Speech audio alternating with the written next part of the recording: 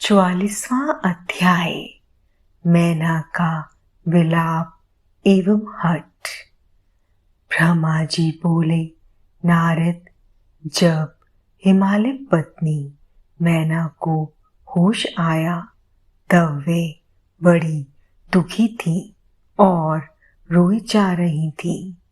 उनका जोर जोर से दहाड़े मार मार कर रोना रुकने का नाम ही नहीं ले रहा था। वे रोते हुए अपने पुत्रों, पुत्री तथा अपने पति गिरिराज हिमालय सहित देव ऋषि नारद व सप्तऋषियों की निंदा करते हुए उन्हें कोस रही थी। मैना बोली, हे नारद मुनि, आपने ही हमारे घर आकर यह कहा था कि शिवा शिव का वरण करेंगी। तुम्हारी बातों को मानकर हम सब ने अपनी पुत्री पार्वती को भगवान शिव की तपस्या करने के लिए वनों में भेज दिया। मेरी बेटी ने अपने तप के द्वारा सभी को प्रसन्न कर दिया। उसने ऐसी तपस्या की जो कि बड़े बड़े ऋषि मुनियों के लिए भी कठिन है, परंतु उसकी इतनी पूजा आराधना का यह फल उसे मिला जो कि देखने में भी दुख देने वाला है। इसे देखकर हमें अत्यंत दुख और भय प्राप्त हुआ है। हे भगवान, मैं क्या करूं, कहाँ जाऊं? भला कौन मुझे इस असह्य दुख से छुटकारा दिला सकता है? मैं तो किसी को भी अपना मुंह दिखाने योग्य नहीं रही। भला कोई देखो, वे दिव्य सप्तऋषि और उनकी वो धूर्त पत्नी अरुंधति कहाँ चली गई, जो मुझे समझाने आई थी, जिसने मुझे झूठ सच कह कह कर जबरदस्ती इस विवाह के लिए मेरी स्वीकृति ले ली थी। यदि वे मेरे सामने आ जाएं तो मैं उन ऋषियों की दाढ़ी मूछ नोच लूं। हाय, मेरा तो सब कुछ लुट गया, मैं तो पूरी तरह से बर्बाद हो गई हूँ। यह कहकर देवी मैना अपनी पुत्री पार्वती से बोली, तूने हमसे कौन से जन्म का बदला लिया है? तूने ये क्या कार्य कर दिया जो तेरे माता पिता के लिए अत्यंत दुख का कारण बन गया है? इस प्रकार मैना पार्वती को खूब खरी खोटी सुनाने लगी। वे कहने लगी कि नासमझ, तूने सोने के बदले कांच खरीद लिया है। सुंदर सुगंधित चंदन को छोड़कर अपने शरीर पर कीचड़ का लेप कर लिया है। यह मूर्खा तो यह भी नहीं समझती कि इसने हंस को छोड़कर उसके स्थान पर कौवे को पाल लिया है। गंगा जल, जिसे सबसे पवित्र समझा जाता है, उसको फेंककर कुएं के जल को पी लिया है। उजाले को पाने की चाह लेकर उसकी स्तोत्र सूर्य को छोड़कर जुगनू को पकड़ने के लिए दौड़ लगाई है। चावल के भूसे को रखकर अच्छे चावलों को फेंक रही है। बेटी, तूने हमारे कुल के यश का सर्वनाश करने की इच्छा कर ली है, तभी तू मंगलमय विभूति को फेंककर घर में चिता की अमंगलमय राख को लाना चाहती है। जानवरों के सिर मुंह सिंह को त्याग कर सियार के पीछे पड़ी है।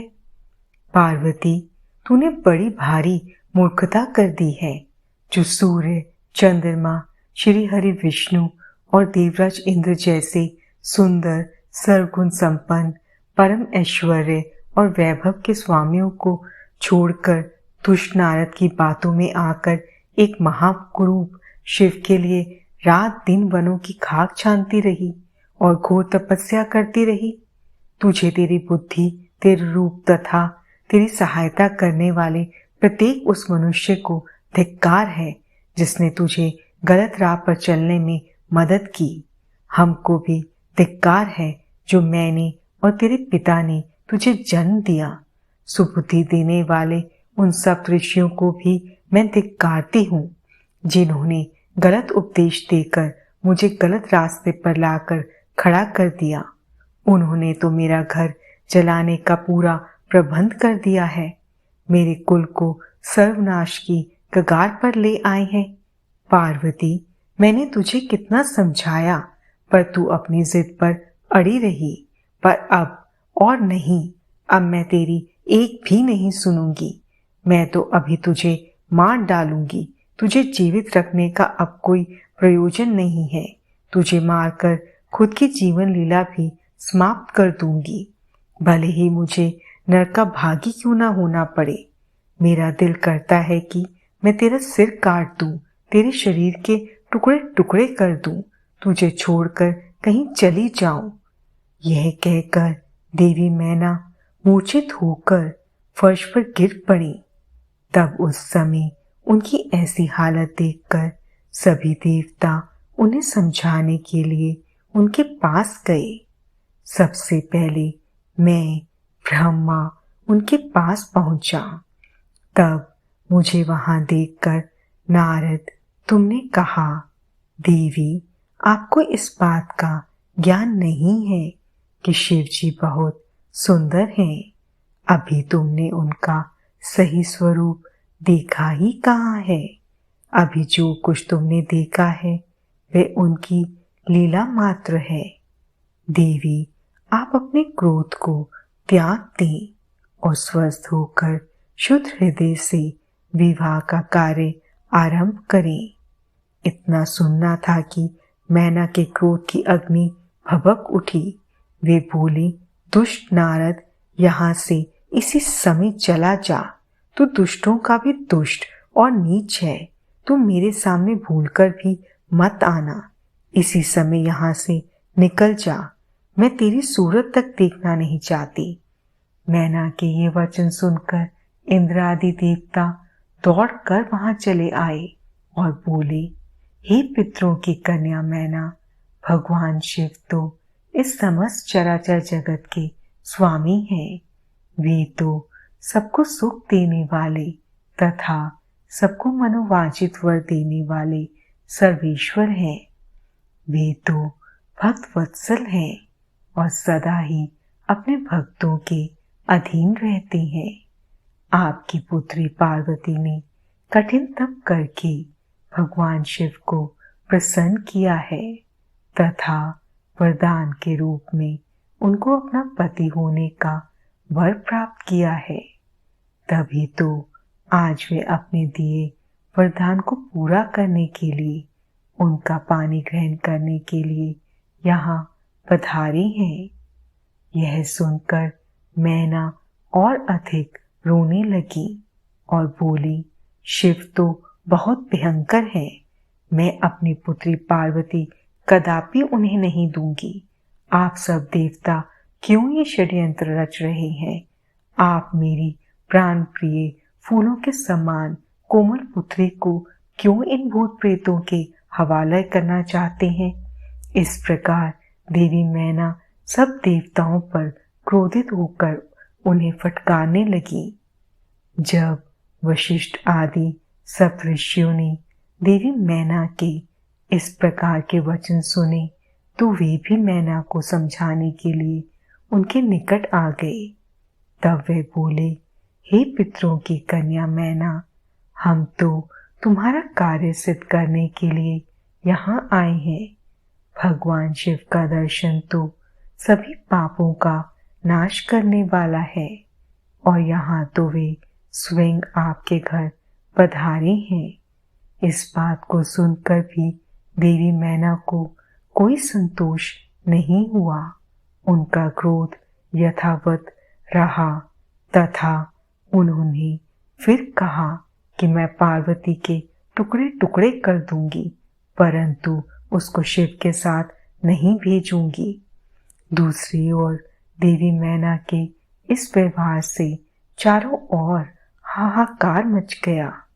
जब शैलराज हिमालय को मैना के इस व्यवहार की सूचना मिली तो वे फौरन दौड़ते हुए अपनी पत्नी के पास आए और बोले, हे प्रिय, तुम इतनी क्रोधित क्यों हो रही हो?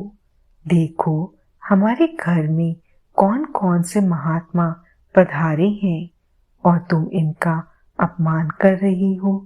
तुम भगवान शंकर के भयानक रूप को देखकर भयभीत हो गई हो। देवी, वे तो सर्वेश्वर हैं। भय करना छोड़कर उनके मंगलमय रूप का दर्शन करो। विवाह के शुभ कार्यों का शुभारंभ करो। अपने हठ को छोड़ो और क्रोध का त्याग कर शिव पार्वती विवाह के मंगलमय कार्यों को संपन्न करो। देवी, तुम जानती हो कि भगवान शिव अनुपम लीलाएं करते हैं। यह भी उनकी लीला का एक भाग ही है। अतः तुम अपने मन के डर को दूर करके यथाशीघ्र पूर्ववत कार्य करो। शैलराज हिमालय के ये वचन सुनकर उनकी पत्नी मैना अत्यंत क्रोधित हो गई और बोली, हे स्वामी, आप ऐसा करिए कि पार्वती के गले में रस्सी बांधकर उसे पर्वत से नीचे गिरा दीजिए या फिर उसे समुद्र में डुबो दीजिए। चाहे कुछ भी करके उसकी जीवन लीला समाप्त कर दीजिए। मैं आपको कुछ नहीं कहूंगी, परंतु मैं पार्वती का हाथ किसी भी परिस्थिति में शिव को नहीं सौंपूंगी। यदि फिर भी आपने हठपूर्वक पार्वती का विवाह शिव से करने की ठान ली है तो मैं अपने प्राणों को त्याग दूंगी। अपनी माता मैना के ऐसे वचन सुनकर पार्वती उनके करीब आकर बोली, माता, आप तो ज्ञान की प्रतिमूर्ति हैं। आप सदा ही धर्म के पथ का अनुसरण करने वाली हैं। भला आज ऐसा क्या हो गया है जो आप धर्म के मार्ग से विमुख हो रही हैं? हे माता, महादेव जी तो देवों के देव हैं। वे निर्गुण निराकार हैं। वे तो परब्रह्म परमात्मा हैं और सबके सर्वेश्वर हैं। वे तो इस संसार की उत्पत्ति के आधार हैं। भगवान शिव भक्तवत्सल हैं एवं अपने भक्तों को सदैव सुख प्रदान करने वाले हैं। भगवान शिव सभी अनुष्ठानों के अधिष्ठाता हैं। वे ही सबके कर्ता, हर्ता और स्वामी हैं। ब्रह्मा विष्णु भी सदा उनकी सेवा में तत्पर रहते हैं। हे माता, आपको तो इस बात का गर्व होना चाहिए कि आपकी पुत्री का हाथ मांगने के लिए देवता भी याचक की भांति आपके दरवाजे पर पधारे हैं। अतः आप बेकार की बातों को छोड़कर उत्तम कार्य करो।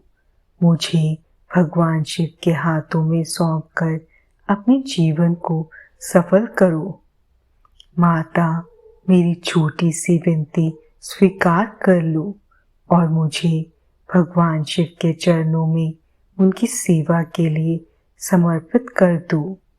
माँ, मैंने मन, वाणी और क्रिया द्वारा भगवान शिव को अपना पति मान लिया है। अब मैं किसी और का वरण नहीं कर सकती। मैं सिर्फ महादेव जी का ही स्मरण करती हूँ। उन्हें पति रूप में पाने की इच्छा लेकर ही मैंने अपनी जिंदगी के इतने वर्ष बिताए हैं। भला आज मैं कैसे अपने वचन से पीछे हट जाऊं? पार्वती जी के कहे वचनों को सुनकर मैना क्रोध के अधिकय से उद्वेलित हो गई और उसे डांटना तथा बुरे वचन कहने लगी। मैना रोती जा रही थी।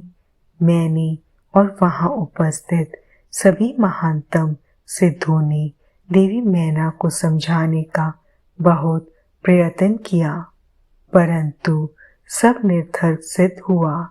वे किसी भी स्थिति में समझने को तैयार नहीं थी। तभी उनके हट की बातें सुनकर परम शिव भक्त भगवान श्री विष्णु वहां आ पहुंचे और बोले, हे पितरों की मानसी पुत्री एवं शैलराज हिमालय की पत्नी मैना, आप ब्रह्मा जी के कुल से संबंधित हैं। इसी कारण आपका सीधा संबंध धर्म से है। आप धर्म की आधारशिला हैं, फिर भला कैसे धर्म का त्याग कर सकती हैं? इस प्रकार हट करना आपको शोभा नहीं देता। स्वयं सोचिए, भला सभी देवता, ऋषि मुनि और स्वयं ब्रह्मा जी और मैं आपसे असत्य वचन क्यों कहेंगे? भगवान शिव निर्गुण और सगुण दोनों ही हैं। वे कुरूप हैं तो स्वरूप भी हैं। सभी उनका पूजन करते हैं। वे ही सज्जनों की गति है। मूल प्रकृति रूप देवी एवं पुरुषोत्तम का निर्माण भगवान शिव ने ही किया है। मेरी और ब्रह्मा जी की उत्पत्ति भी भगवान शिव के द्वारा ही हुई है। उसके बाद सारे लोगों का हित करने के लिए उन्होंने स्वयं भी रुद्र का अवतार धारण कर लिया है। तत्पश्चात वेद, देवता तथा इस जल एवं थल में जो भी चराचर वस्तु या प्राणी दिखाई देता है, उसे सारे जगत की रचना भगवान शिव ने ही की है। हे देवी, कोई भी उनके रूप को नहीं जानता है और ना ही जान सकता है। यहाँ तक कि मैं और ब्रह्मा जी भी उनकी समस्त लीलाओं को आज तक नहीं जान पाए हैं। इस संसार में जो कुछ भी विद्यमान है वे भगवान शिव का ही स्वरूप है। यह तो भगवान शिव की ही माया है जो वे स्वयं आपको अपना रूप इस प्रकार दिखा रहे हैं। हे देवी, आप सब कुछ भूलकर सच्चे मन से शिव जी का स्मरण करके उनके चरणों में अपना ध्यान लगाएं। आपके सारे दुख और कलेश मिट जाएंगे और आपको परम सुख की प्राप्ति होगी। श्री हरि विष्णु द्वारा जब मैना को इस प्रकार समझाया गया तो देवी मैना का क्रोध कुछ कम हुआ। वस्तुत शिव जी की माया से मोहित होने के कारण ही वे ये सब कर रही थी। कुछ शांत होने पर उन्होंने कुछ देर मन में विचार किया। तत्पश्चात मैना श्री हरि विष्णु जी से बोली, प्रभु, मैं आपकी हर बात समझ गई हूँ। मैं ये भी जानती हूँ कि भगवान शिव सर्वेश्वर हैं और इस जगत के कण कण में व्याप्त हैं। मैं आपकी इच्छानुसार भगवान शिव को अपनी पुत्री सौंप सकती हूँ, पर मेरी एक शर्त है। तब विष्णु जी के आग्रह करने पर देवी मैना ने कहा, यदि महादेव जी सुंदर शरीर धारण कर ले तो मैं सहर्ष अपनी पुत्री पार्वती का विवाह उनसे कर दूंगी। ऐसा कहकर देवी मैना चुप हो गई। धन्य है भगवत्सल त्रिलोकीनाथ भगवान शिव की माया जो सबको मुंह में डालने वाली है।